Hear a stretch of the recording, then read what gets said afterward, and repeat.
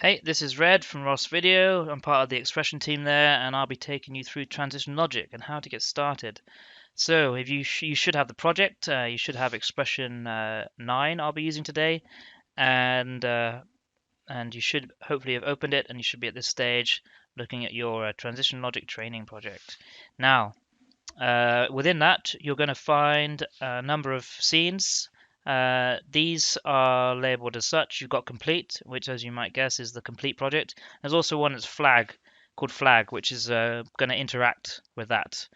Then I have broken it down, and we're actually going to work down from the kind of most incomplete up to the stage where you actually make your own complete version. So we'll actually be starting here. But I want to show you, first of all, what the end goal is. So we're going to make a project that does this. So we're going to start with, you'll be able to bring on your complete scene. You see it animates on. I can take it offline, take it online. I can then go to another scene with different content.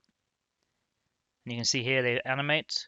If I were to, let's say, duplicate this item, and let's just change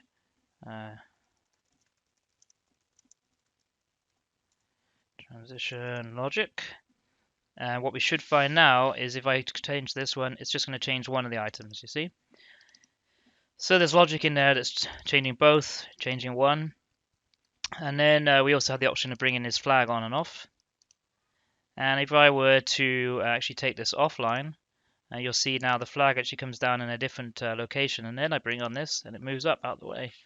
If I take this offline, it pops back down and I can take this down. So I can play any of these scenes in any order.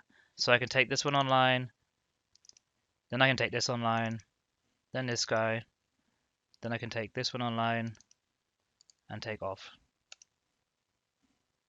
and off. So I could do that any which way, and the logic that I've built into the scene will control how that looks. So what we're going to do is we're going to go back to our design side and we're going to grab this first one called no animation and we're going to start there.